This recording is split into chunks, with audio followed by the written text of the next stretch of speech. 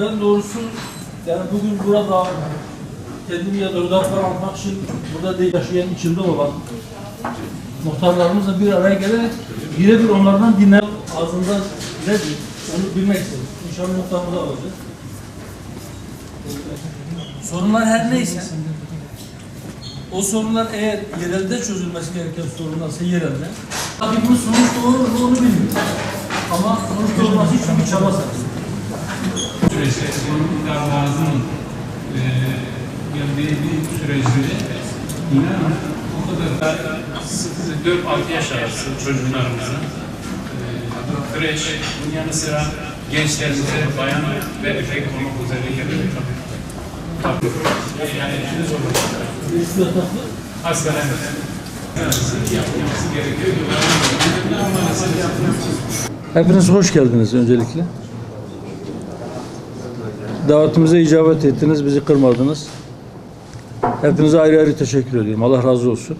Ben doğrusu yani bugün burada kendimi ya da Hüdapar'ı anlatmak için burada değilim.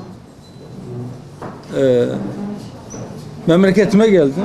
Aşağı yukarı memleketin sorunlarını biliyoruz. Memleketin her tarafında birbirine benzer sorunlar var. Ama buraya has sorunları bizzatihi o sorunları yaşayan, içinde olan muhtarlarımızla bir araya gelerek birebir onlardan dinlemek istedim. Sorunlar her neyse o sorunlar eğer yerelde çözülmesi gereken sorunlarsa yerelde, eğer merkezde Ankara'da çözülmesi gerekiyorsa Ankara'da bu sorunların takipçisi olma adına bir hemşeriniz olarak, bir kardeşiniz olarak o sorunların takipçisi olma anlamında size bir şey söyleyebiliriz ve inşallah takipçisi olacağız. Bu takibimiz sonuç doğurur mu onu bilmiyorum. Ama sonuç doğurması için bir çaba sarf edeceğiz. İnşallah bir katkımız olursa o sorunların çözümüne kendimizi bahtiyar kabul edeceğiz. Bunu dile getirseniz doğru. Yani eliniz olur. Hastanemiz. Bu süreçlerde böyle zannediyorum sizin de değeriniz çok büyük olacak. Yani sizi sizin daim görüyorsunuz siyasete. Tamam. Hadi bakalım.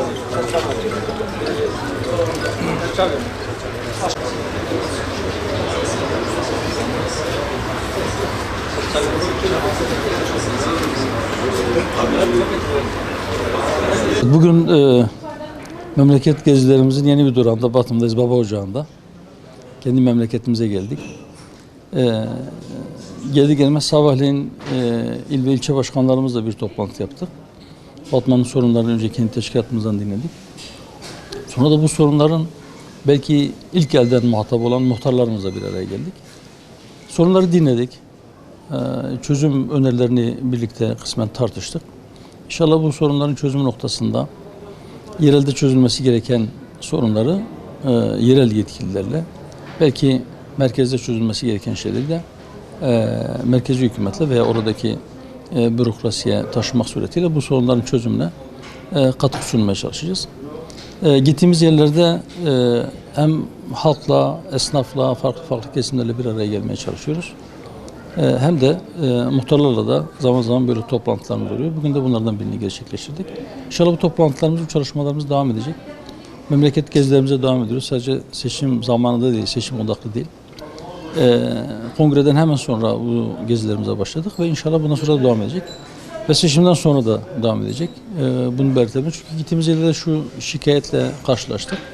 Pek çok kişi bugün burada da bazı muhtarlarımız dile getirdi.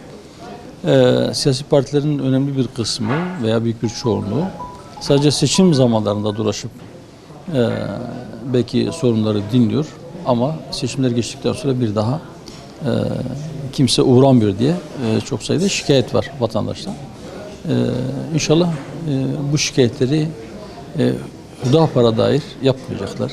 Öyle bir çabamız var, öyle bir çalışmamız var. Seçimden sonra da bu gezilerimiz devam edecek. KDV'nin %8'den %1'e indirilmiş olması iyidir ama bize göre sadece gıda maddeleri değil. Bizim çağrımız başından beri şudur. Biz diyoruz ki bütün temel ihtiyaç maddelerindeki vergi sıfırlanmalıdır. Yani %1 değil. Hiç temel gıda maddeleri başta olmak üzere temel ihtiyaç maddelerine vergi alınmamalıdır diyoruz. Hatta bir şey daha söylüyoruz. Diyoruz şu anda toplanan vergilerin 2/3'ü yaklaşık olarak dolaylı vergilerdir. Daha çok gelir elde eden ve servet biriktiren insanlardan vergi alınmalı. Yani insanlar harcarken vergi vermemeli. Şu anda en çok vergi harcarken verilen vergilerdir. Bu da yaklaşık olarak toplam vergilerin 2/3'sidir. Bunun da düzeltilmesi gerektiğini söylüyoruz.